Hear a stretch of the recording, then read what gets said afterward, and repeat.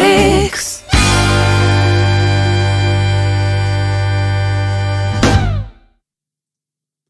What's up, everybody? Welcome to a brand new episode of Music Made Addictz 2020. Brand new year, and we got a special guest for you guys. Welcome, the one and only KELTEK. Thank you so much. Welcome, welcome. I think finally a tall guy. One of the tallest guys from the scene, finally. And I'm not even sitting up straight. Yeah. Imagine. It's for the camera. The big giant. I feel small now. I feel small. Well, thank you so much for coming. And we always kick off the show with the same questions. So how do you get addicted to this music, in particular hardstyle music? Particular in hardstyle music, I think when I was 15 or 16, when I first heard something like Dana. I thought it was like the kickoff of hardstyle in 2000 or 2001 or something. And I was already like DJing a little bit on my mixer, which I bought at the local store for way too much money. And I was just DJing, you know, not knowing how to produce music. But as soon as I went to my first party when I was 16, I was actually a little bit too young to get in. Like everybody. And I thought I saw, it was Techno Boy at the first moment I saw him. I thought like, hey, this is something I want to do. And later on, when I went to more parties, I got addicted to the hardstyle.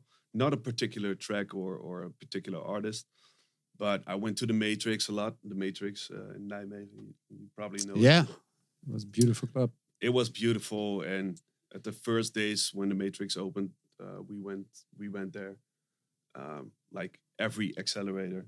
But sometimes not even when there was an accelerator. So sometimes just like every week, we didn't really care which music there was. As long as we could take drugs and just go crazy, you know? Yeah. But hardstyle was the favorite, of course. And at that point, I was in the club and I thought like I want to produce this music. I want to know how this music is made. So from there on out, Wow. Yeah, I think many guys first go to a party and then see the music and think like, okay, hey, I wanna learn how to produce. Yeah. So where did you get started? Because everybody thinks like, okay, let's make music, but then you have to learn it yourself. You have to do whatever to make it happen. So where did you start it? I started searching for producers, seeing if I could meet a producer. At that time, I don't even recall his name. I thought it was like Felix, DJ Felix or something. And he was, at that time, he was in a jump, and he even had made a hit. Was it one? If there's anyone on the floor. Exactly. That's the guy. Like That's the guy. Yeah, that was when I was like almost 17, I think. That was the first time I came in touch with this, with studio work. And he was like a brother of a good friend of my father. So that was the connection I could get to a professional. Professional. Yeah, it's professional. Yeah. At that point. Well, you know, he released the song, so he's a professional. Yeah, you know? but and so he showed me a little bit of the studio and how it works, and for me it was like abracadabra. But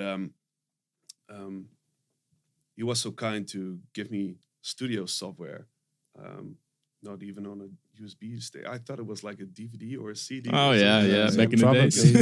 Yeah, back in the days. So you can recall how long ago that was. Yeah.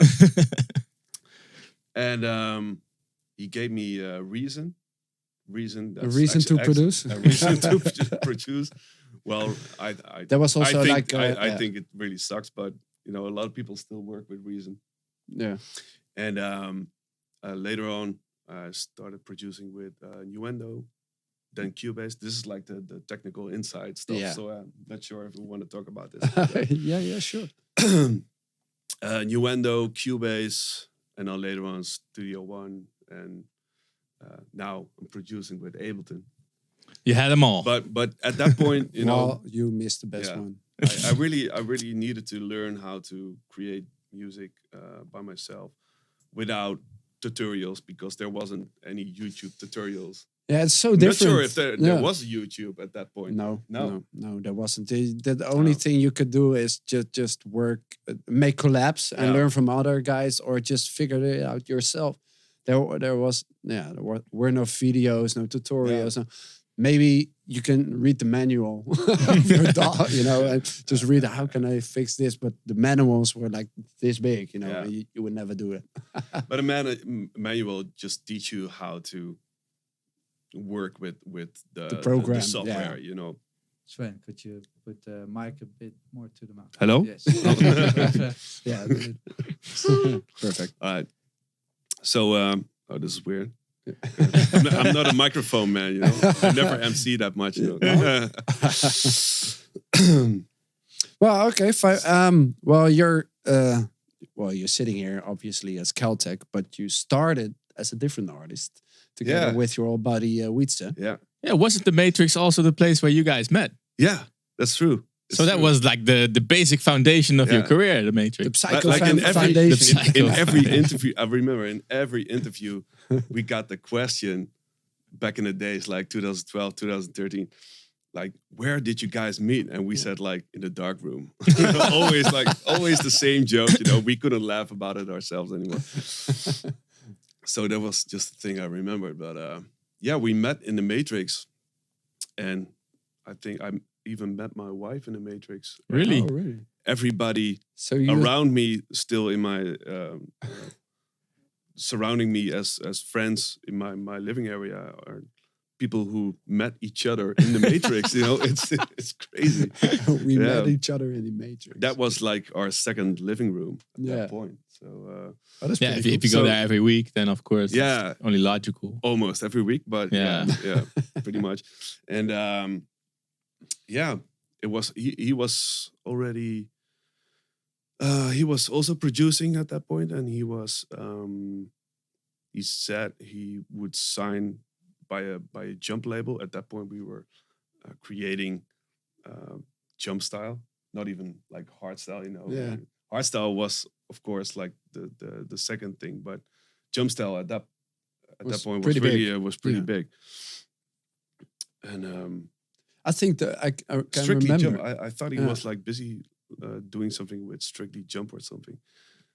Strictly Jump. Yeah, and he said to me like, "Hey, I signed with a record label, man." I was like, "Whoa, let's do this. Let's make a track together." Yeah. And we never did.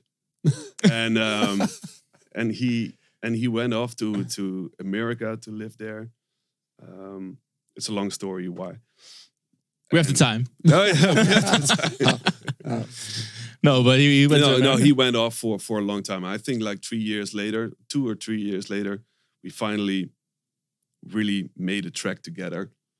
And I was still at the point that I didn't like my music that much, and I was always a little bit shy, and it was never perfect. And I still think like this, you know. When I finish a track, I still think it's not perfect. It's not, you know. And then when it gets released, then yeah, I think that's also a good. Yeah, we had Randy here in the studio as well for Music Made Addictz, and he's one of the most perfectionistest artists in the scene. Yeah, for sure. But it also works against you at one point, you know, like we just accept it and move on. I think that's the best thing to do. Yeah. I mean, then make sure your next track is better. No, not too early. It needs to be in balance. So Of course. Yeah. So we made a track together called Heart for Heart. And we made another track called Raise Your Hands Up. Original title. Yeah, and Wietse was at that time he was working with UDG. UDG was I think a DJ suitcase, DJ gear brand, DJ gear brand, you know, and he was working there. I remember those bags. Yeah. The trolleys, where you put your records in, you know, for all the young kids, records and vinyl, like something like this. On tour, everybody would ask, "Oh, are you going on holiday?" Really no, I'm carrying 40 kilograms of records with me. Oh, that was so heavy. Yeah. Yeah, but I ever carry those around because you didn't want those records to be checked in as well. So you had him as Well, As I handle wasn't carry-on playing. luggage. We were like I wasn't doing psychopunks when we were still playing with finals. oh, So lucky you. I didn't need to go overseas, with that bag.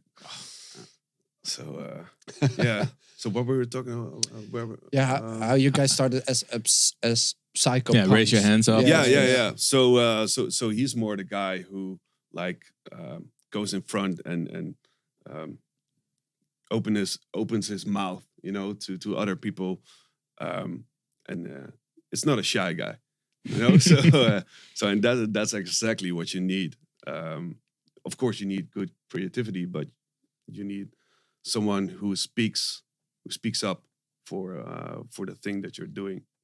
Yeah, especially if you're like really small or you're not recognized. One day he got a call when he was at the office from Bass Events, and Bass Events is the organization from Reverse. I think that's the most popular one. Yeah, I think so. The Continent as well. The Continent, and so on. And they offered us to come by, and because they were like totally fan of the tracks we made, and yeah. Yes, And they offered us a contract just straight away. Yeah, I remember the first time I heard about you guys was, I think we were on the office of Bass Events as well. Do you remember that? No. It was the old office over there. I think Koen or someone else or one of those other guys. That big like futuristic house. Yeah. Which was never really finished. Yes. Yes. And they said, "Oh, we got two new guys," and they showed your first track. I still remember that. It was kind of a Donkey Rollers kind of vibe. I remember. I don't know which track it was, but it was a little bit darker than we did back in the days. But it was still like, oh, who are those guys? Because it sounded right away pretty good, Yeah. So most of the times when you hear new guys, it was like, I like the idea, but it doesn't sound that professional, like you would say. And I remember that first, and after that, you guys came with After Motherfucker, the Psychopunks Trick, and all those rap vocal kind of. Yeah, that was a really big year for you guys back then. Straight On had your own signature. 2008 when we first got to show our demos to that organization, and I think it was 2009, which was the first year that we really got booked a lot. Yeah, and 2010 was like the maximum breakthrough year. So it went super fast. Quick, with Psychopunks. Yeah. HARDSTYLE was blowing up at that point as well. Yeah, like it came from in between the jump and the more undergroundish HARDSTYLE, and it grew up to something so big in that period. Like many of the artists nowadays grew up in that period as well. Exactly. It's funny if you think about it. You have some peaks of the scene. I think the first one was with Luna, Dana, Techno Boy, and Deep Back and all, and then it went a little bit like this, and then the second peak, I think, was a little bit higher, was with Headhunters, as you guys, the 2009 kind of. Yeah. I'll fill you in, guys. Don't worry. And I think right now we're at another peak again. Yeah. With all those new guys around and the scene where it is right now, it's pretty fun to see. Hopefully, it isn't going down. I think the euphoric style, it really dipped a little bit. Yeah, because it did. maybe I think because of the raw style coming in, but also because of euphoric was getting too euphoric. Yeah, at some point, and I always want to bring back the euphoric with a little bit of balls, It needs to sound like a tough, and I guess you guys are doing that as well. And now that it's coming back, it's allowed to bring back the cheesy cheesy vocals sometimes. No, Yeah. I'm not looking at you. you know. Well, Cheesy geez, vocals. No, but for the average hardstyle lover, Yeah. they would say it's a cheesy vocal, you know, because the drops are just super loud, Energetic, super yeah. hard. Yeah. So you make it up at some other point, and by that we can go a little bit wider. Yeah, sometimes range, the contrast is just what you're looking for. If you got a filthy kick or a bass line or drop, Yeah. and you got a really uplifting vocals, we use a lot of uplifting soul vocals, you know, and that, yeah, I think that matches really well. Contrast is Yeah. everything. Yeah, and Yeah, and it's actually funny to hear that with Psychopunks you had this like really quick breakthrough.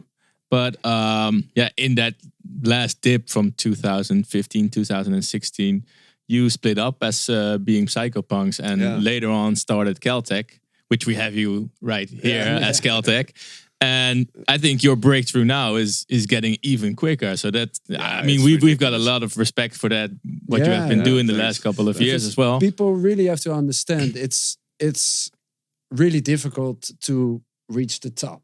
You know, to reach the top level, but it's even harder to do it twice. Yeah, Even harder to do it twice. So I didn't really expect it to be that quick and that successful. But I thought, just fuck it, let's do it. At first, I wanted to do something else. I wanted to like produce pop music and just go into a whole another world and use my producing skills for something else. But I don't find it that rewarding as being like a one-man band doing your own production, going on stage and take your reward, because people dancing is the exact reward you want for producing your track, sitting in the studio for months or weeks, you know, it depends. But and that whole that's the whole package I need, and that's the whole package I always was used to have, you know. And producing pop music is a whole different world. Yeah, it's a whole different world. And you know it. We know. But the hardstyle scene is also really rewarding. Like they gave you so much energy, so that's the high you need every weekend almost. Like sitting in the studio and making things happen costs a lot of energy, but then getting that crowd reaction and all the energy from the people gets you into that. I really do think it's kind of addicted. Yeah, of course. It's really a kind of addiction, because you're addicted to a kind of adrenaline which you receive from the crowd, because we always have that strange feeling like, oh, we just came back from holiday, and when you're on holiday you're like, I'm missing something, you know. I want to do something. But you need to go and but you need to go on holiday sometimes. Yeah, you really have to, because sometimes it gets too much. And then after last year we really really needed it, and just to relax. But it took like 1.5 weeks to just decompress. It really, because 1.5 weeks I was like, because everything starts to sound the same in your head, and you're like till the point you're completely blank. Hoe zeg je? Verzadigd. Saturated. Yeah, of course. Thank you. No, that's true. Also on holiday, I just like completely shut down from hardstyle. But even if it's for 3 days. Well, 5 days. 3 days, a little bit too. It's too short for a vacation, but it's long enough to get your head out of hardstyle, and not touching or listening anything from hardstyle, you know. And then you have like fresh. Renewed fresh energy, you know. I mean, energy. You come back and you have all these new creative solutions for all the issues you have in the studio, and it's so good to do. And besides that, your body needs some sun as well. And in Holland, we don't get that many sun, so I'm glad we had some sun. I mean, it was a tough year, 2019, but now we're fully loaded. So. Fully loaded back 2020, and you guys, it's sorry. I was. Oh well, you say something good. You were going to give us a compliment, so I'm gonna sit for it. Yeah. What? No, I was going to ask you like a very deep question. No, but 2020, you know, I think yeah, it's gonna be crazy times, crazy times. But the thing, what I wanted to say is like if you're, we arrived, for example, I arrived on Friday morning from holidays, and we 3 hours at home, went straight to the airport, flew to Austria. Day after 2 hours of sleep, flew directly to Germany, and I was like, oh, it's gonna be tiring. But the crowd, man, when you play, you got so much energy again, you know, and that's the thing what you do it for. So I really can imagine, for example, like Avicii or something, or people that really don't like to play.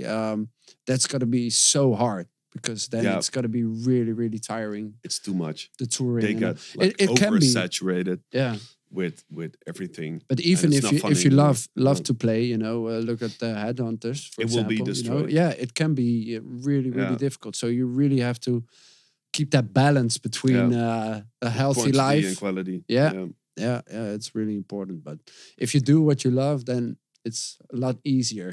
Yeah, absolutely.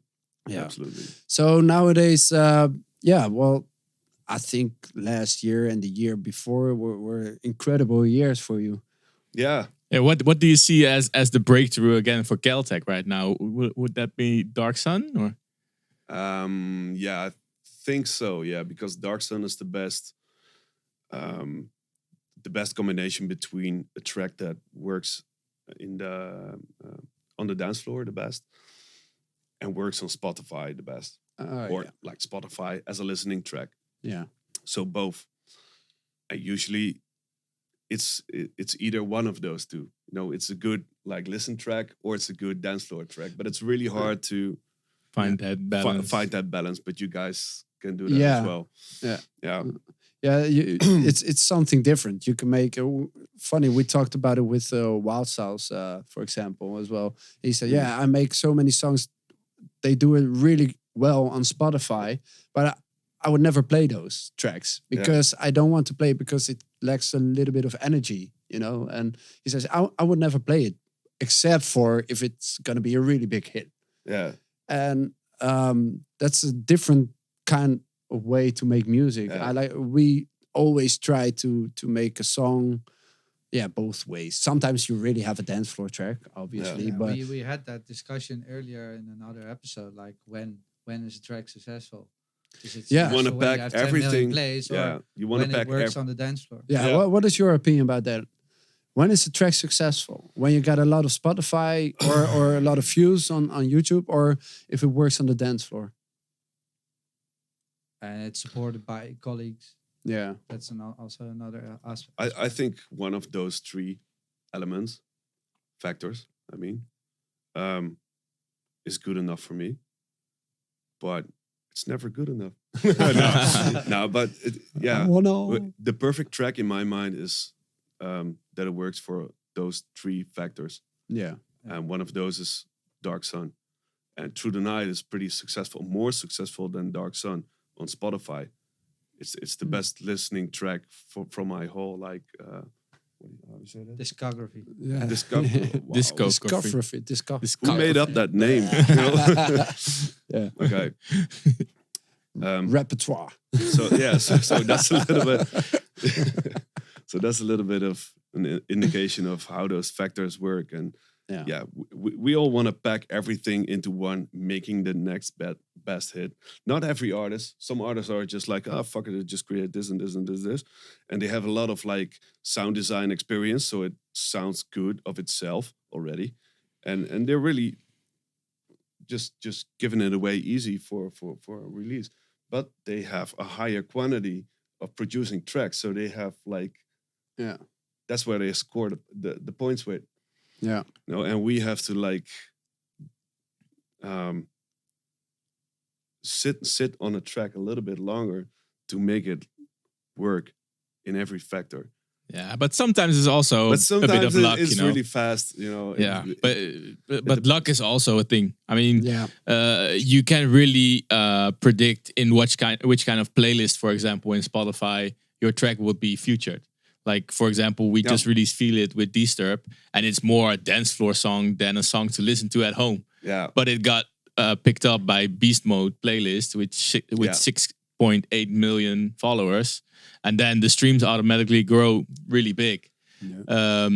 It's not just luck because the song is a cool song, but I mean, if they don't pick it up and they don't put it in a certain playlist with that many followers, then it doesn't get that much streams. That's really a factor of luck. Yeah. Of like one playlist. Yeah. It's just, one administrator.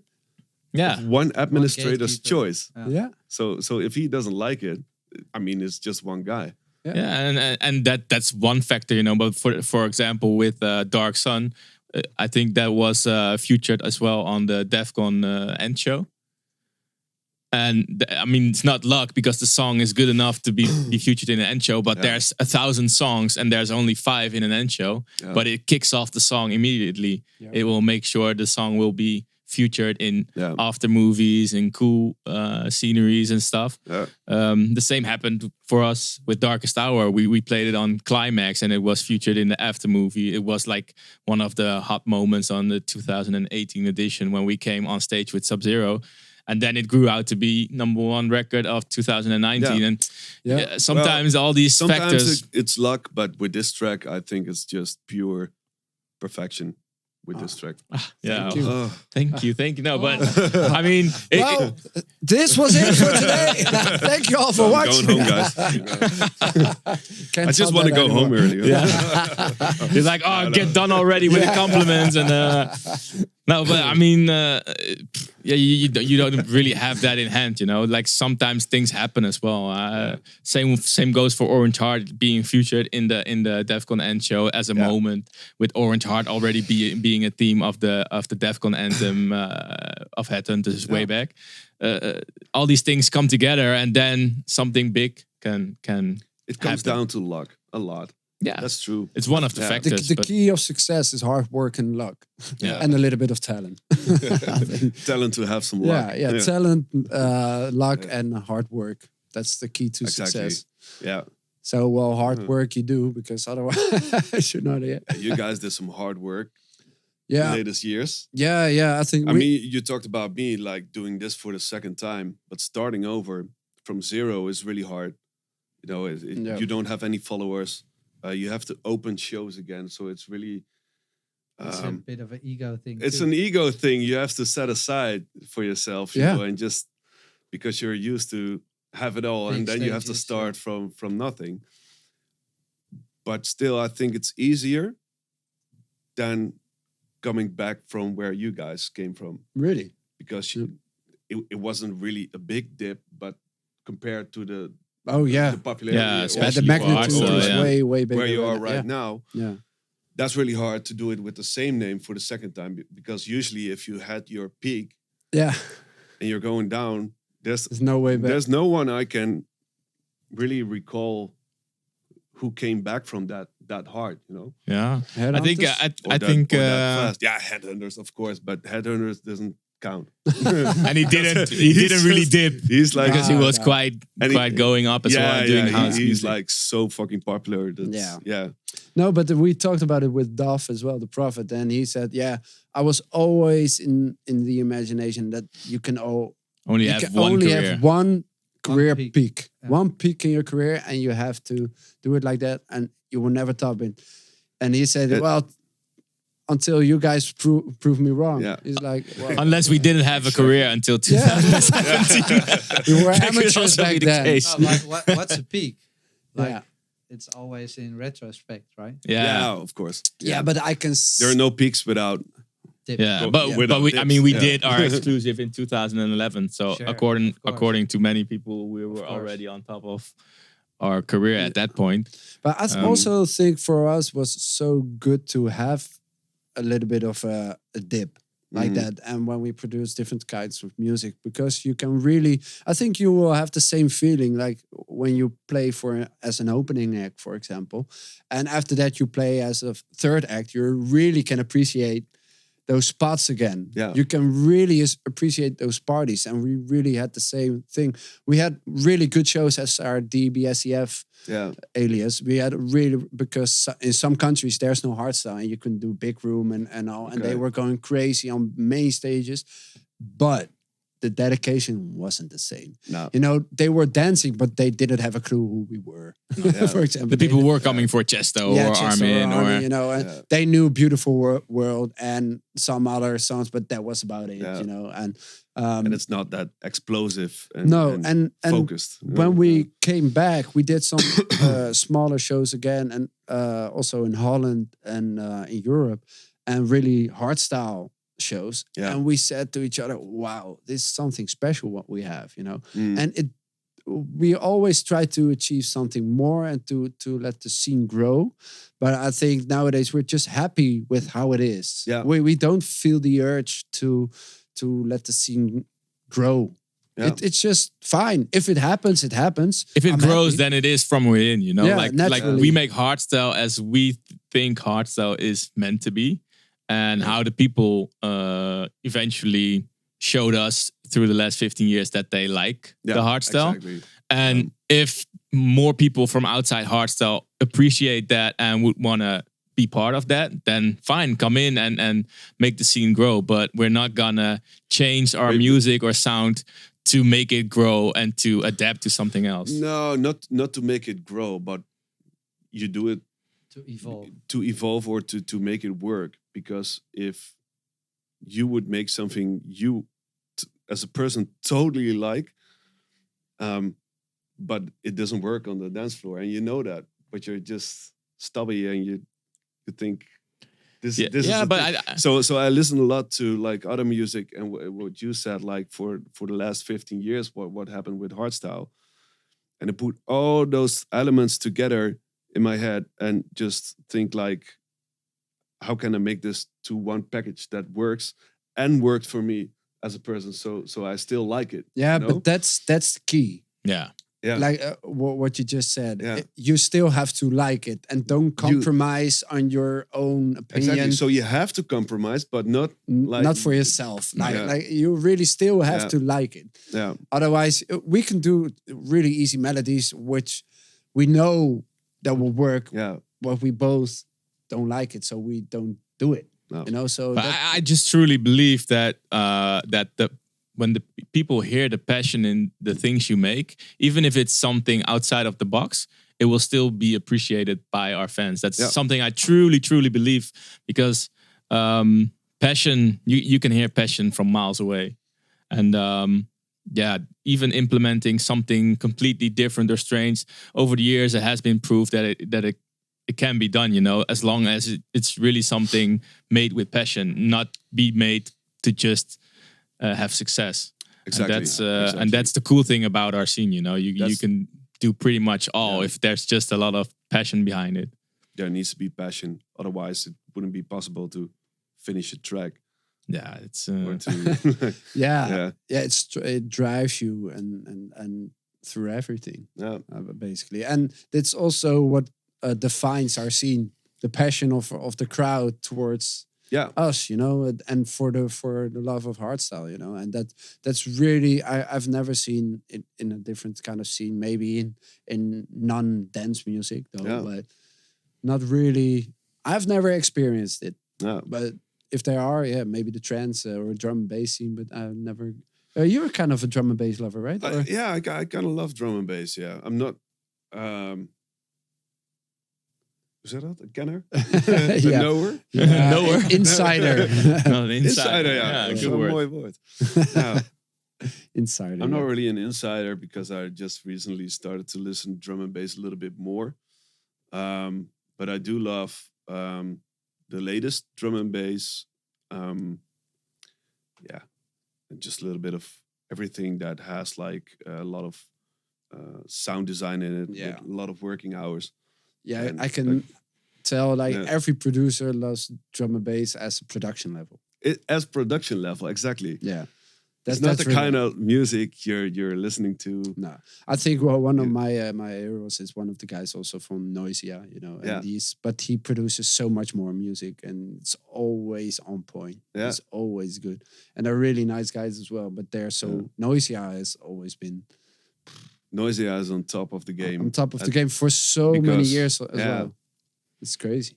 if you have like the top of like drum and bass here, then Noisia, Yeah. you have this We big have gap, that. and then Noisia is here. Yeah. Skrillex always said like, if I want to. I wish it was a little bit more popular, but it just isn't. Yeah. You know, for Noisia it is, but Yeah. Yeah, but not really. It's more even more a niche market compared to hardstyle, I think. So you already mentioned that you have a kid. Yeah. We don't have kids, so we have no experience with that. But how is it to combine a career and making music Don't do it. with having a kid? It's killing your career. No, it's all possible, but it's really hard. It's really hard to combine it. And we didn't expect to have a kid. Suddenly she was. That doesn't happen suddenly. Come on. It doesn't happen suddenly. But you felt for she it. was so welcome, and man, All the cliches are true. Yeah, Yeah. Yeah. yeah, really, Yeah. it really is. But how do you do it when you are on tour, for example? Or sometimes China is crazy right now, and they can call 2 weeks in advance, like, "Hey, Yeah. you want to go to China?" Yeah, next or you week?" have 2 weekends in Australia and you have to stay there the whole week. How do you manage to do that? Oh, it's a really good time for me just to be away for for a week. Now I'm like after a few days, I starting to miss my family at home.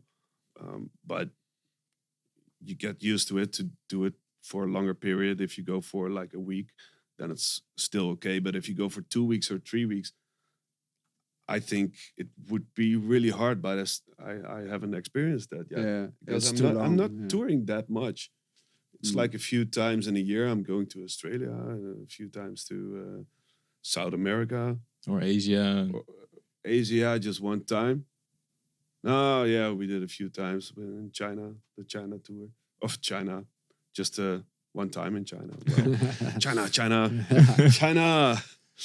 Did you have Yeah, some, so you don't have that much experience with it, but you can imagine it would be... Not for that many weeks. No.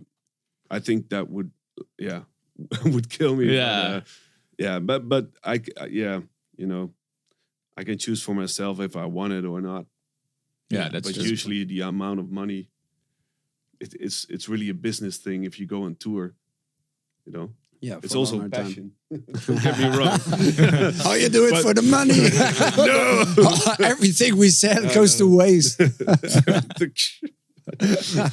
No, but I can imagine if they really we pay still a have lot. to live, you know. Yeah, of course. If you pay a lot, If you're in it for the money, then hardstyle is probably not the best scene to work No, in. It's not No. your no, exactly. no, it's not your No. scene, no. But I can relate, like in that way that you have to keep in balance, and I think your daughter wants to see you as well. You know. Yeah. Yeah, luckily, there's something like FaceTime, for example, that you at least can have some Exactly. facial contact. But Exactly, that helps a lot. And she gets to the age right now where she really is aware of me being away. So for me, I haven't really had the experience of, for example, my daughter crying because I'm away. You know, that would freaking kill me. Yeah. But it can happen. Yeah. it can happen. So we'll see. But for now, it's good. Yeah. So and how are you going in the studio right now? You recently released Kingdom Come. Yeah, awesome track. Awesome track. Yeah, really, and also Thanks. really love the video as well. Yeah. It's a crazy one. Yeah, Thank you. I'm really. There's a lot of fantasy in it. Yeah. I was really impressed by both the track and the video. I Thanks. really loved it. Well, what have you been working on lately? Is there a lot of music coming? Any special things that? Yeah. Not sure if I can tell it yet. We really have to watch out now because we can't cut it. Yeah, it's live. Ooh. I'm looking at my manager. I think there's one thing you shouldn't mention yet, and I think you know which one. Yeah, You shouldn't. it's mention. about something with a lot of sun. And Yeah. okay, yeah. Well, it's pretty fun. Like Rens is also in our management, and also Swen's management. Yeah. So that's pretty fun. So that's why That's funny. he can talk to Rens like we talk to Rens. So that's It's Rens. yeah, it's just Rens. You know Rens. Yeah, you know. Okay, but there's only one thing you can tell, so the rest you can tell. Yeah. Give us the insights. Yeah. I'm doing a collab with Soundrush. No, not that one. The other one.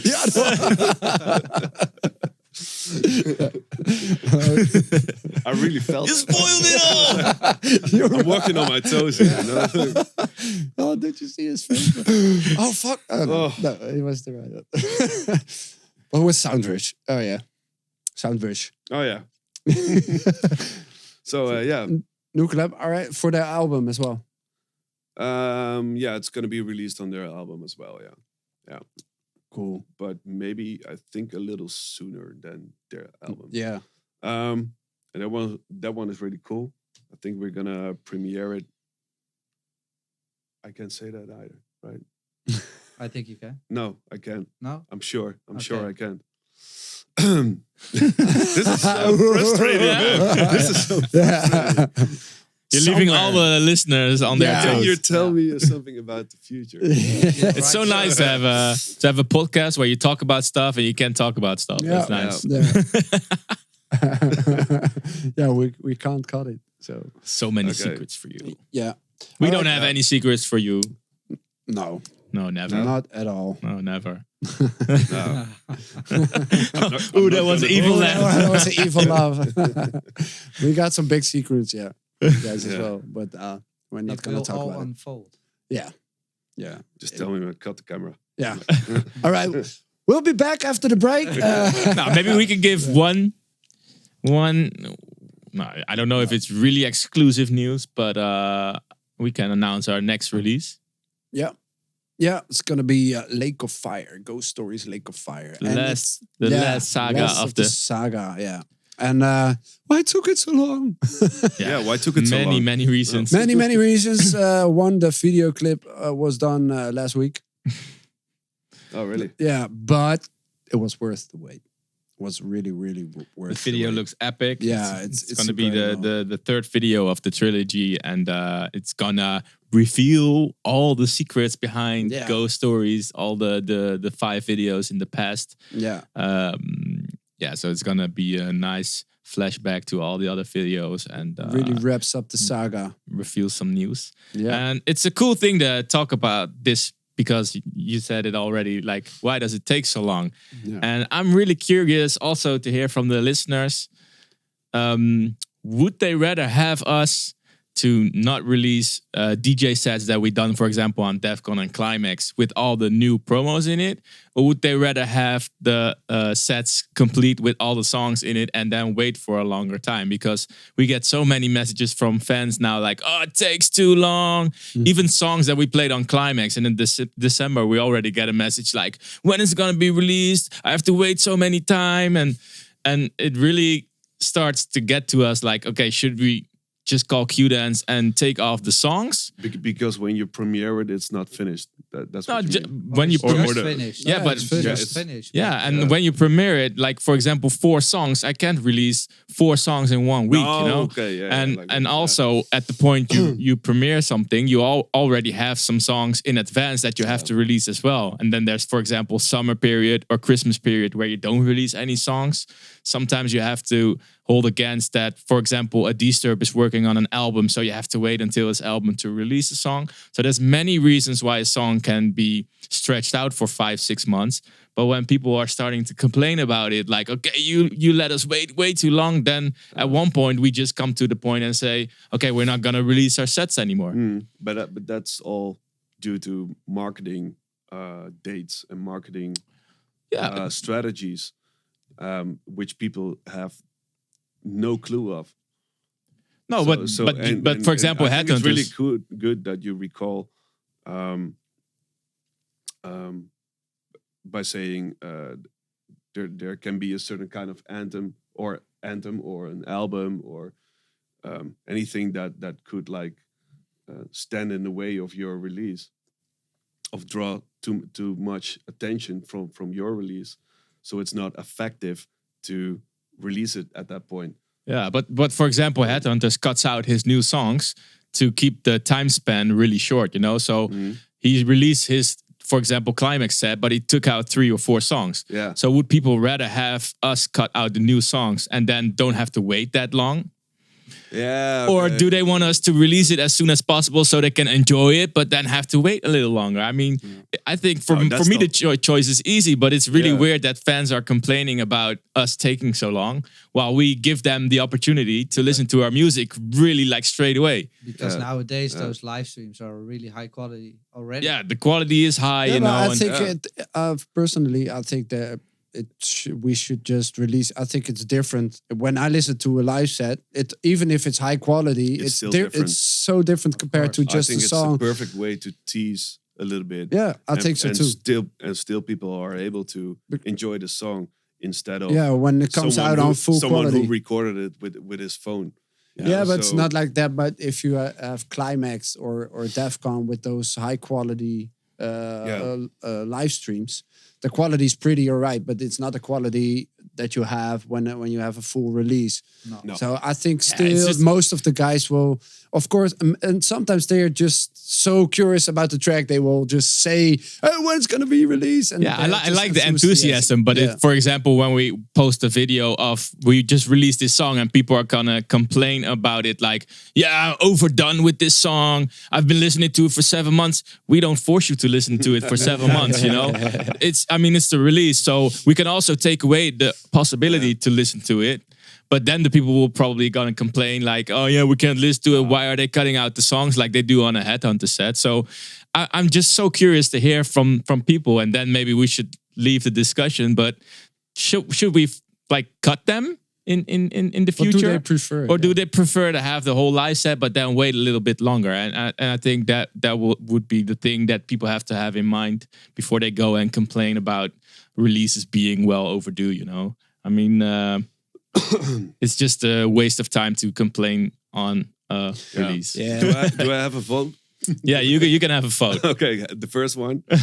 Just leave it like it is, man. Yeah. I think people so want to hear the new stuff and they want to have like a peek into the future. But I also think the ones who complain, those are always the loudest.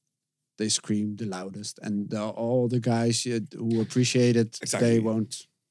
Yeah, you won't notice them. Exactly. Much. You will always notice the people who scream the loudest or have like the worst complaints. Yeah. Yeah, I think so. They stick out, you know, and even if you don't deserve to stick out, you have like. But there's always the big majority that will maybe even hear the track for the first time when it is released, or maybe even months after it's released. Yeah. I think it's a small, dedicated group that really wants the songs to be released as soon as possible. Yeah. And that's, of course, has a lot to do with. I mean, I think like so too. Marketing wise, it is not. It maybe not even be the smartest move to give the people the advantage of listening to our songs well in advance, because when we drop something from out of nowhere, it's gonna get more streams, more views, more interaction on our own social media than it has when it goes onto a Q-Dance channel. And of course, we also benefit from that because the Q-Dance followers, they go and see the live set, they experience how our sets are. But they would do the same when we cut out the song. So we would for sure have more marketing, more buzz around the release. But we try to think with our fans, and we don't want to let them wait that long. So we just give everything away. But then it's really weird to have them complain. Yeah, sometimes it is like that, but sometimes it also adds to the popularity of a track. Yeah. If you see it in a live set, because it starts a conversation, it starts a discussion. Yeah. Oh, when's gonna be released? I'm really hyped about that. So I think it's but I think our socials are big enough to create something like that ourselves. We don't really need that. It's something extra for sure. Everything like we said before. It's so many factors that has a part of the success of a song, but like. For us, I think marketing wise, it would be better to cut them out and have it, because Headhunters, for example, is doing the same. He's not doing it because he thinks it doesn't help him. He does it because he thinks it benefits the success of the song. So, I mean, we could do it like that, but it's just weird that people complain about it. Yeah, I wouldn't do it. You know, it's everyone's own strategy, and there's something to say for his strategy as well. But I think people are just getting hyped by the fact of seeing a teaser, and just want to track even more. yeah. And if people are waiting for it and discussing about it and talking about it to each other and sending each other links and just check out this sneak preview. It's illegal, but you know. No, but I it agree works way because better. That's the best promotion there is. Like back in the days, we had like also we didn't had any social media, but it was only people talking to each other. Downloading Like tracks. downloading tracks, or like have you heard this song, or which track is this? They have to look at the CD for themselves to check it out. You know. Yeah, there's something to say for both ways. It's not like I'm disagreeing with you because we're already doing the same. We give away all our songs, but we're coming to a point where if people are really gonna start complaining about songs are taking too long, then it might be an option for us to take that away, to just take out that song because it's not gonna make or break our song. You know. That's true, but So- you need that conversation. You need people. Yeah, but we to can talk can to each start other that and off to easily. discuss, to get it more hyped. And then when the song comes, it is way more present than all of a sudden. Yeah, but you can also do that 1 month or 2 months in advance and not add a set and then wait for 5-6 months. So there's many ways that's a little long. There's many ways to make that happen. But I think we have the problem that we have too much music. yeah, our production level at this point is just we make a lot of music and That's sometimes it has to There's wait. because- always the tricky part with sample clearance, of course. That's also a one whole point. other thing. yeah. It That's can take that's why the most of the times we try to we write it ourselves. It's a lot easier. Yeah. But it's also, for example, we had a Hardest State of Mind. We premiered it on DEF CON with Isaac, but that's really like a summer vibe, you know. Yeah. That's so you really want to have like a summerish kind of video clip, but yeah, like a party video clip. It's been done before so many times. Yeah. It works, but It's not that it's special not that anymore. special No. anymore. But you still want a video clip. But to make, and we really witnessed that with World Renowned as well, to have like a scripted video clip of a really happy, party vibe, party track, that's really hard to do. Because it's not so thematic as, for example, say Ghost Stories. So you can really make a script out of that. But for a World Renowned, that's really hard to do. So that's always, back and forth with scripts. What are we gonna do You need now? to have like dancing people and people like, just partying. You know, you have to. Yeah, you really gotta feel that energy, you know, and that's pretty hard to do when it's a really kind of a happy song. Yeah, but besides that, you know, like releasing that in wintertime as being a festival season track doesn't really add is up. also really weird because when the next festival season is coming, people are done with the song. Like it's already old, but playing it indoors is cool, but it's more a festival song. So you want to release it towards the festival season where people would play it on a festival. And that's also one of the reasons why sometimes a song takes longer, you know? Like playing it indoor. Release the inflatable crocodiles. So that there's always a reason behind the fact that a song takes longer than people would. It's really not want it. in a perfect world. We would just play a track and we have a video Release clip a month after and release. You know, that's the perfect world. But it's not doable. You know, that's what you want to aim for every time, but it's not doable. I can also imagine when you have completed a track, you want to play it. Yeah, of course. You're not going to wait for like 3 months because you know, okay, then it only will take a month to release. Yeah. Well, sometimes you want to test it. Yeah, well, I mean, we really choose our moments to drop new music. Yeah. I think when you have a hall full of dedicated hardstyle lovers and release a new song like in that hall, then it adds up to the song, you know, that many hardstyle lovers already hear it there for the first time. They have like this link to the event and to the whole party and all. And that link helps to get the song where it should be. But I mean, so we always think about that. We don't just play a new song out. But I think it's also different. Depends on how many new songs you already have in your set. If you like, had a big inspirational dip, and you only have like 2 new songs, and you are playing the same songs. Want to be pleased by their expectations, so they need to be pleased. Like every person has that. If you listen to a track, you want to be pleased by something you trust, by something you know. Yeah, and that also counts for playing a set.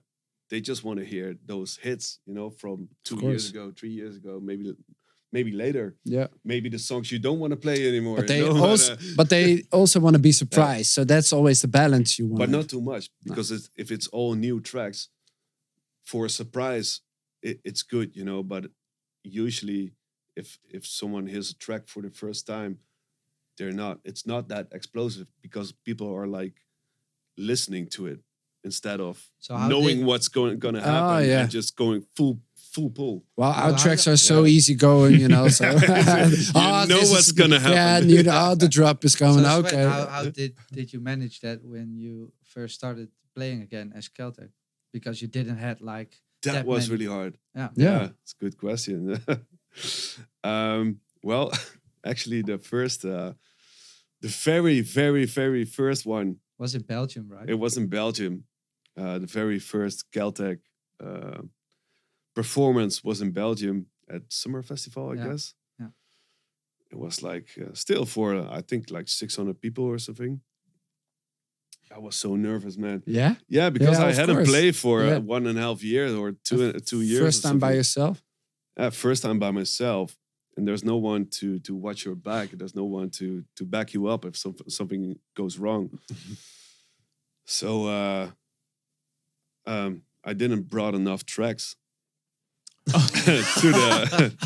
I had to play for 1 hour, and something in my mind said I need just 16 tracks from back in the days we played, but it's totally not true. You play a lot more. Yeah. And so I had to quit like five minutes earlier. So I was lucky. I thought you were gonna say I played the first track again. At the end. No, and on top of that, I was going back and forward from the stage to the front a few times because I was still a little bit shy. And there was this monitor laying there all the time. And at the point where, you can feel it coming, right? At the point where they said my name to say goodbye, to close the performance. I needed to go back on stage, so I took a run and I tripped over the monitor, and I was like this, like a tree, like flat on my face, and you hear it like a small part of the audience like, ooh.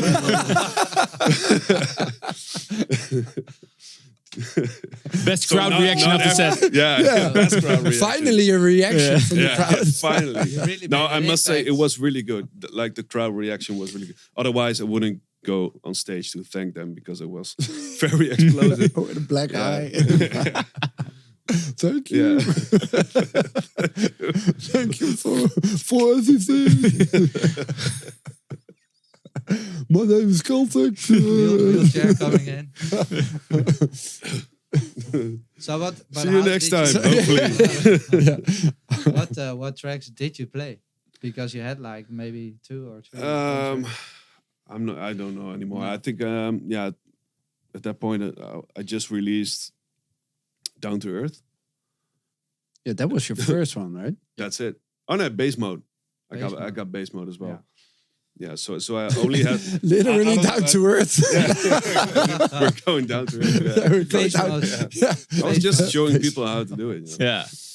Well, you started a new hype, like going to left and right. You were like, down to earth, boom, let's go. Everybody, Drop down. Down to earth. Did you ever fell when you played before? Before that, did you ever? Never. Fall? Never. That was the first never. time. That was the first time. Yeah, but I never went on the stage that much, or like on the front stage. Because you had or, Wietse. Yeah. Because I had Wietse, Wietse was always so energetic, and yeah, there was one guy who needed to stay at the decks, Do all the dirty jobs. Yeah, Push the button. Push the button. yeah. No, I was never so energetic like that, But I thought when I started KELTEK, I needed to be just as energetic as him. But soon I learned I don't need to force that. I am who I am. I'm a little bit more down to earth. No, I'm a little bit more shy. Yeah, well, I'm not the kind of guy who takes out his phone and makes videos for Instagram every time.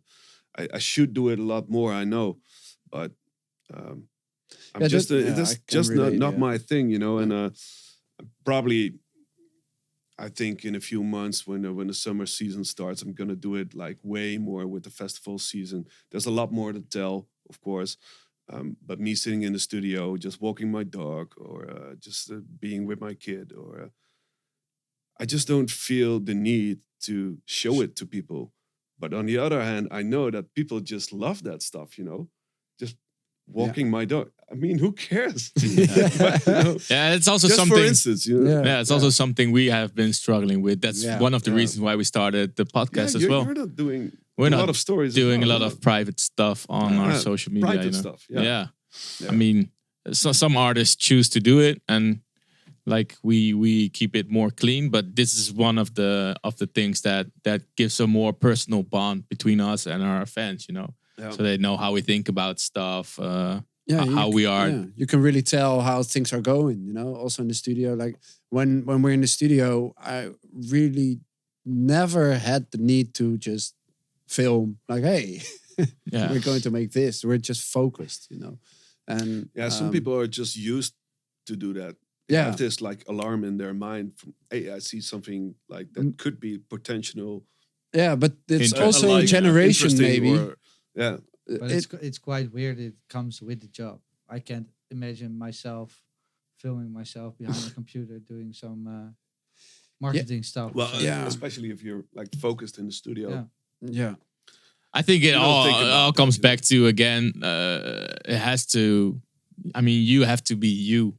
I mean, if it feels natural to do it, then of course it helps. If it doesn't feel natural, it doesn't even work when you do it, because it look awkward. Yeah. People are like, oh yeah, he's not really enjoying it, so they don't enjoy it. I think people will notice. Yeah, I think that's the main thing, with everything. It needs to come from the music. Yeah. And everything has to be authentic. I think that's the case, because I'm not the best media or social media kind of guy who.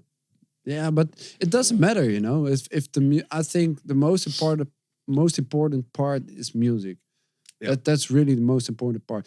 But I think also your show is a really big factor. But your marketing, your business is also a really, really big factor. But without music, there's nothing, So that's the most important part. So if that's good, you can build from that. Yeah, you can build from that. Yeah, but for example, Sefa, he doesn't do that much with social media, but it's authentic. Yeah, and that's what people care for, Yeah. Everything he does is authentic, Sefa, and that's why the people are really interested in him. Yeah, and he breaks all the rules of how to use Instagram, for example, and for him it works. So I think everyone has to fight. That's why this is something that we like to do. So this works for us. But for someone else, it wouldn't be comfortable to create a podcast like this. And I think that's the main reason, find something that works for you and continue doing that. Yeah. Yeah, I think this is a really cool concept. And we talked about it earlier, but I think you're the only one at this point doing this live. Yeah. For 1.5 hours, Yeah. Yeah. Long talks. Yeah. Sometimes but even, that's when you really get to know someone. Yeah. And having like questions planned out up front before the interview, that makes it a little bit static, and just. That's why we all like sometimes we do it during the day in Holland right now, and maybe it isn't the best time for everybody to watch it live, but I think you got a different vibe when you do it live because there's no management, no questions before. Like we didn't talk about. There's some kind of management. Yeah, some management. But you're not cutting anything. No. He's not cutting it out. No. Yeah. So, but there's no possibility to. And if you're afraid of that, then don't come. You know, we're just gonna talk about. And of course, we're not gonna say like. The personal things or we're not going to tell everyone that you actually have a ghost producer. No, we're never going to talk about it. We only talk about that off air. Is that on camera? No, but speaking about productions, 2019 was also a really big year for you. You also did 2 big anthems, Reverse and Defcon. Yeah. How was it to get asked for these big anthems, and how did the creative process go for an anthem like Defcon? Because it was a big collaboration. Yeah, that was like a super big step up for me, doing a Reverse and Defcon, because while doing Reverse, I just started with that track. I was in the plane back from Asia. That one show in Asia. In the plane, I got called. Yeah, no. It was a little tour. It was a little tour, but it was just 1 week. Yeah. So I got called by one of the guys who met Jonas. One of the guys, creative director, the creative director from Q-Dance. In the plane, I thought there was no connection. You know, I thought it wasn't possible to call in the plane, to be called in the plane. You know, and suddenly my phone rings, and we were at cruising altitude. You know, so it was really weird. And he called me, and I saw it was him. So I directly thought like I need to get this one. And yeah, he told me you have to Defcon anthem, but not completely for you. You have to share it, and you have to like it's a new concept where we do something with more artists to make it one long anthem. And I was like, what? So much information. I can't. You stopped listening I really at Defcon anthem. Follow your yeah. And later I thought like, hey, this is actually like a great idea. You know, you don't have the anthem for yourself. But I think it's good to do it as a collab, because you can share the experience and do something new, because like every year it was like a solo release. Yeah. And there was always so much focus, because like Defcon is the most widest, the most biggest thing you can do. Of course, we have Climax, but I think the Defcon anthem is the most widest attention you can get, focused on just 4 minutes of music. Yeah, you know, I think it's so. almost ridiculous. I think so too. Yeah. So now we had the chance to make one big anthem, so a big anthem for a big show, and how did I thought it was a good idea. So we went in the studio. First, we got a presentation of what the theme was of Defcon, of what it's going to look like, what kind of signs they're going to use, what the whole story behind this tribal stuff is actually, and so we can work with that, you know, and we can take that back home and just think of stuff we want to do. So first off, we started to. After that, we started to go in the studio with one of the producers of Q-Dance. It's the guy who makes all the. It's the guy who makes all the trailers and all the show elements. GDX. Yeah. GDX. Yeah. I wasn't sure if I was allowed to say that. You know. Oh, nah, it's live. Too bad. Yeah. And he was just there to show us what just to talk about us, what would be like the best way to make this, to connect all those 3 parts, because it actually was 3 parts, you know. Yeah. Because we all make different music, in different melodies, but also different tempos with Sapphire, you know. It's like 200 BPM versus 150. How the fuck are we gonna do that? So it really needs to be 3 different parts. But the way we connected that is by just one rule, and that's all start in the same chord. And if you start in the same chord, you most likely the end of the melody fits to the start of the next melody. True. Because it's in the same ladder. Yeah. You know? And so we did, and we got this package of different sounds and tribal sounds, all recorded in the Q-Dance studios, with tribal men inviting 1,000 people, 1,000 fans who were willing to like voluntarily shout things like "Def Con 1" and "One Love" and all that stuff. And there were so many samples, so that we all gives you a lot of inspiration. I think. Yeah, so we got to choose. We all our 3 got to choose from so many samples. Yeah. So were you allowed to pick the same, or did you have to pick different? No. It was just a little bit different. Yeah, in the vocals, that is. Yeah. And the rest was just free for all. It Yeah. was just free to produce. So we did. Yeah, that's pretty fun, and because it this is still sounds like one track. Yeah. So you didn't sit with the 3 of you together like, all right, we're gonna use this progression or that. Just No. The same starting point. Of course, we had filling in it, we had a record box together, so we can share our ideas. Yeah. So I was still working on Reverse Anthem, and those guys were almost finished with the track, and I still had nothing until the point that Q-Dance called me like, "What's going on? KELTEK, we need it." Yeah. Yeah. So I had to make a sprint with this one. There was so much stress with this particular track because I still didn't finish Reverse, and I had to make like the biggest anthem of your career, and the biggest chance you can have in your career. So Yeah.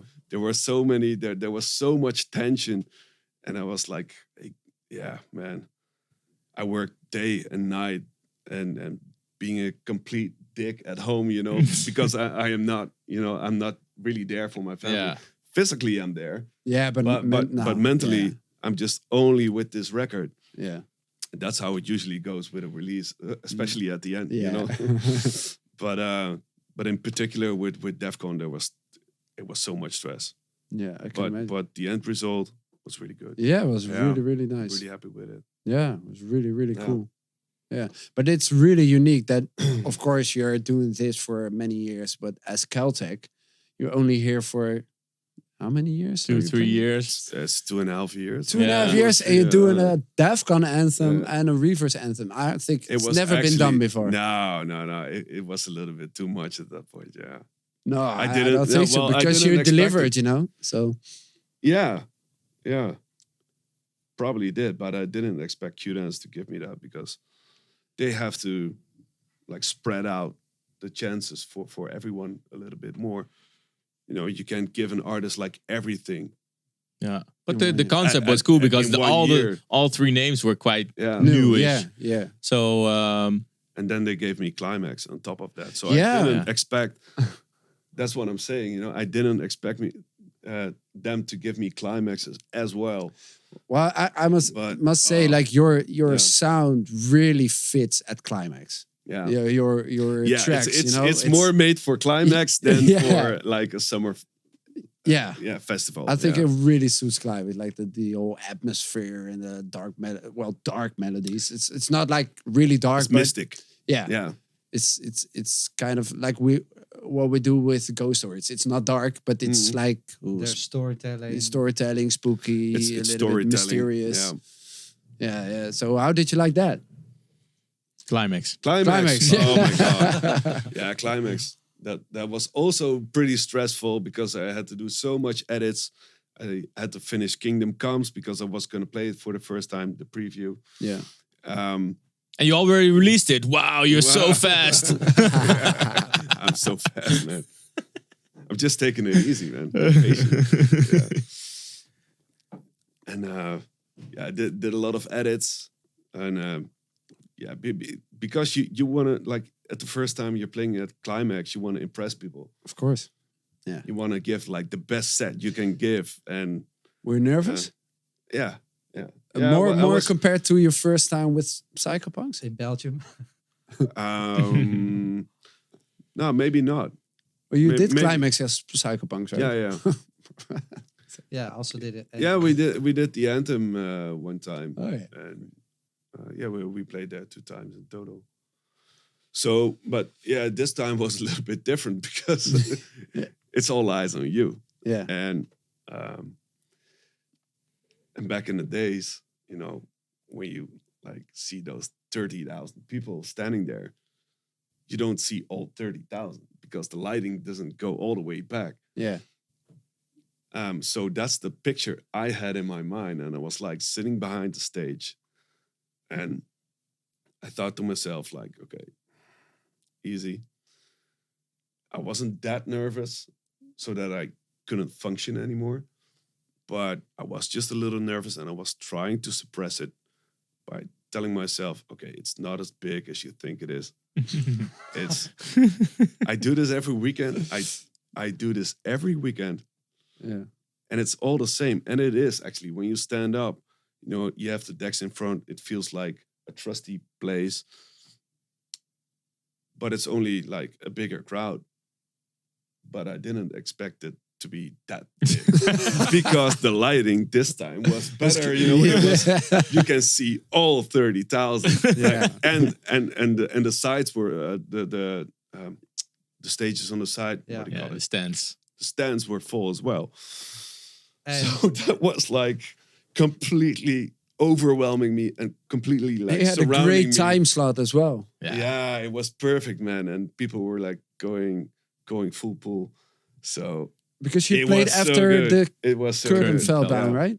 Yeah. Yeah. Oh, Yeah. that's such That's an a incredible moment. great moment. Yeah. I remember 3 years ago. 2017. Yeah, we had the same time slot, and we were like, we're gonna play after the curtain falls down. No curtains this year, guys. I'm like, oh man, seriously, that's the best part, you know. We're like, this is it. You need We're like, this. oh, You okay. need this like package to it's, open. You know, it's something. It's pretty fun. We talked about it with one of the guys from Q-Dance as well, and he said something is interesting also about their parties and festivals. It's like we always want to try something different. People always want something different at a festival, but when we do something different, people are like, no, we're used to that and we want that back. So I it's still remember the edition of Climax where they put the stage on the long side of the Well, stadium. I must say we played That on was that not one. the best. That was No. with our But we tried. toilet on our heads, the toilet outfit. Oh yeah, that was like Yeah, but sometimes I didn't people like that bully me either. with that picture. yeah, It still follows me, man. It still follows me. yeah. Like, what are you wearing? You know? Yeah, it was like doing a protest to the 5G network. Yeah. It wasn't down to earth. No, it wasn't down to We're earth. No, up in it space somewhere with that outfit. No, but I didn't like that either. The long side. I prefer the short side and have the whole crowd in front of you. Yeah, it's more effective. Gives more focus. Yeah. Gives Yes. more focus, but also for the crowd, it gives more focus. Yeah. Yeah. Especially for the Yeah. crowd. Do you remember those? I don't know if you guys played there, but Sensation Black. Yeah, And Yeah. we only did the Belgium one. And yeah. Well, I think we only did the Belgian one. yeah, as I think so well. too. Yeah. Yeah.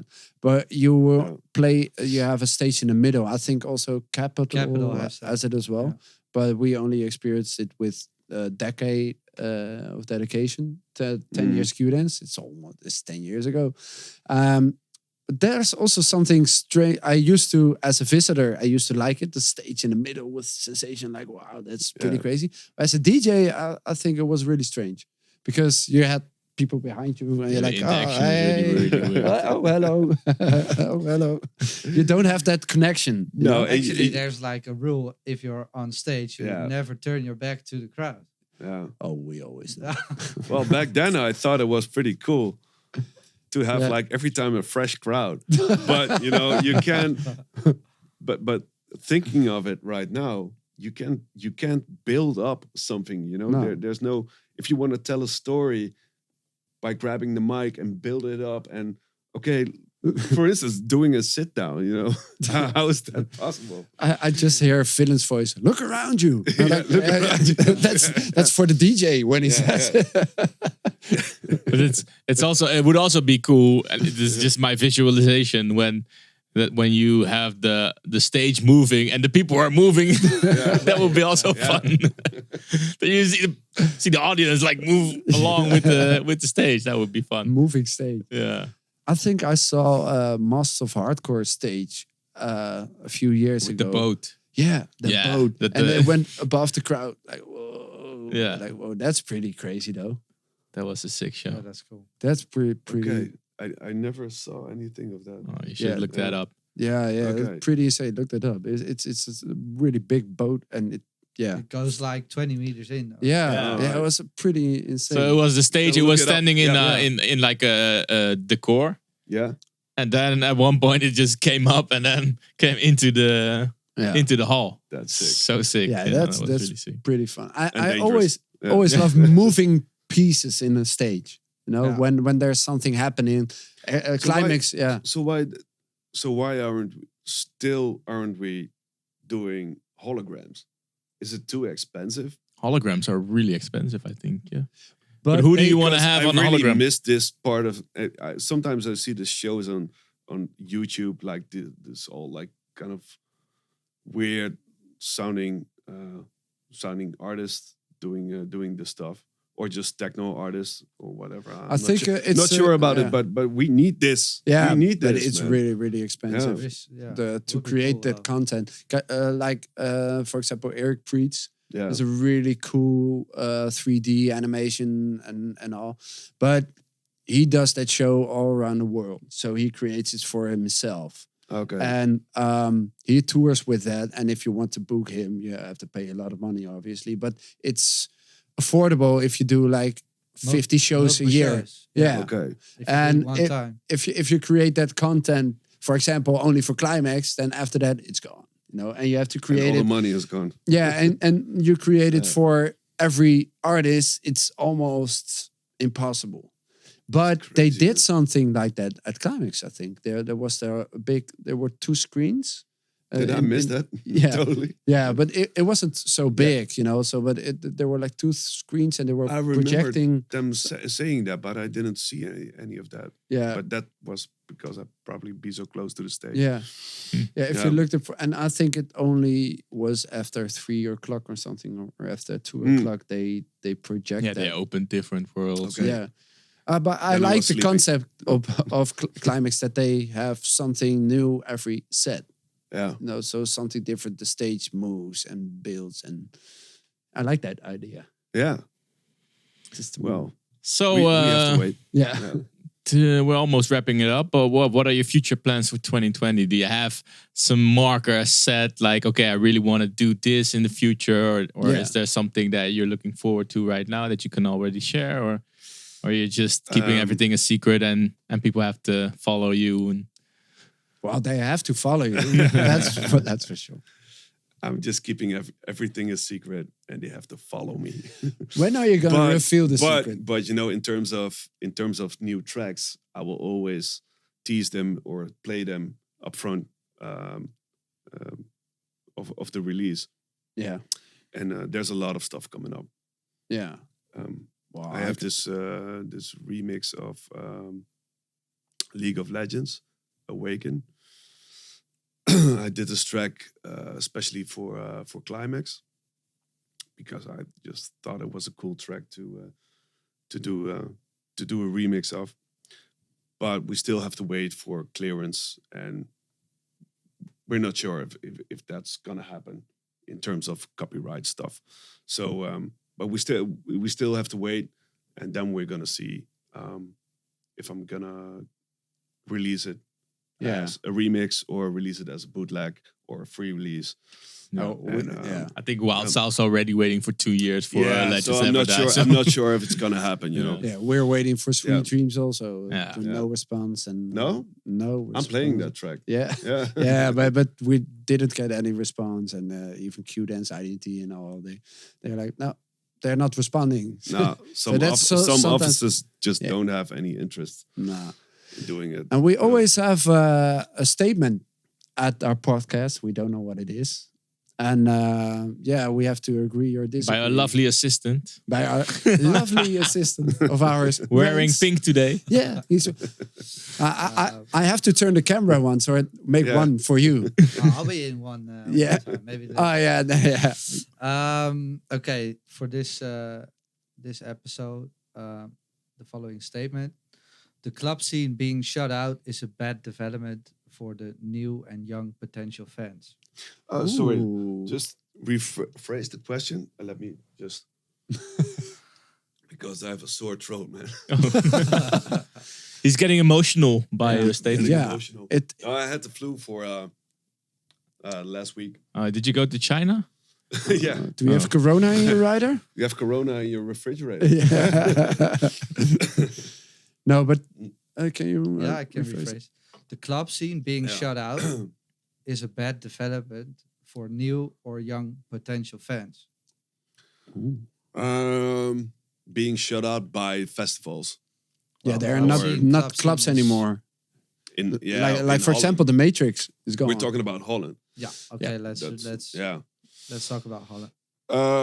Yeah, I think they're missing out a little bit on the new stuff, and also I think there are a lot of clubs who allow people from a minimum age of 16, so they have to miss out on a lot of stuff as well. So they don't get in touch with hardstyle the way you wanted to. Yeah, because you really want to Yeah. witness hardstyle for the first time, or in your car, or And you have to be 18 yeah. or 21. 18 in Holland. Yeah. When we were young, it was like Mhm. 16, so you get in touch with it when you Yeah. were 14, 15. Yeah. Yeah, and you And- can and go it's- to and a it's local not- club, you know, like it- local clubs. They book hardstyle artists. It's less expensive for them. Yeah, so Yeah. they can witness an artist, become a fan. The artist can also interact with the people and give them a cool Way show. more. So when they get older, they earn more money. They can go to a big festival. So I think it's in one way really bad. You know that I would rather play a lot more for a younger group of people to get them in touch with hardstyle. Yeah. But yeah, I think something like this just happens. You I can't guess, change it. We don't have any influence on how that works. No, No. but It I is- do it's think just- it has a big influence. Yeah, I think our name got more settled in hardstyle because by doing festivals or no, clubs? like back in the days by Yeah. doing clubs, Yeah. then it is now for newer artists. You know, Yeah. like for example, a guy like Devin Wild, he can start making hardstyle. He's a really good artist. Then the first step he can take is getting booked on festivals, like as an opener or on a side stage or whatever. While back in the days, you could do clubs and get 50 fans in the north of Holland, 100 fans in the south, and then 200 come back fans next month. Yeah, you know, and Yeah, and just- so you yeah. build like a fan base, and now it's really difficult to build a fan base because you get booked on a big festival, but everyone else is coming to see KELTEK, Die Bloknes van Wildstyles. So it's more difficult to grow a diehard fan base. While back in the days it was more easy. I think. Yeah, but it also has something to do with the development of euphoric hardstyle in Germany and raw style in Holland, because raw style will still be in the club sometimes, but we're talking about the club scene itself, and it just dies out. Yeah. But it moves on to Germany, and Germany is full of clubs. Yeah, true. And back in the summer, we're back in Holland doing all the festivals. So, and Yeah, for us, it's and not a Germany is our neighbor, you know. So it's really, really Yeah, but you really want Easy those to- new fans as well. You know, these kids who are now Exactly. 14 So or 16 it is a years old. shame. Yeah. It's harder to reach them. You know, you have social media, but like you say, if you are playing, Hardstyle's experience. yeah, it's an experience. And if you're in a club, you know, and you're young, then you gotta really connect to them and have some time. You have more time for pictures, for example, because you're not at a festival. There are thousands of people, but in a club there are hundreds. So you have way more time to talk to them, to your fans. So I kind of miss that in Holland as well, you know. But I think it has a big influence though on the new market. But still, I think hardstyle is doing great. And he's the living proof you can still build a fan base in short time without having that Yeah. much club shows, you know? So yeah, true. yeah. And isn't that young anymore. Yeah, I'm not saying, but still you're living old, you know. proof. I'm not I saying, thought at the end of the show I'll give him a compliment. and I'm putting it down to Yeah. earth.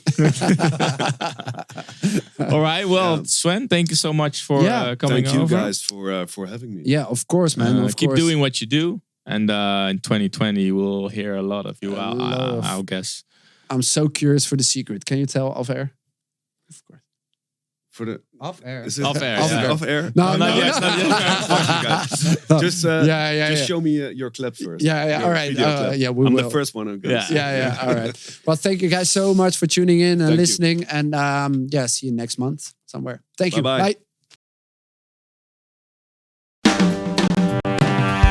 Music Made Addictz.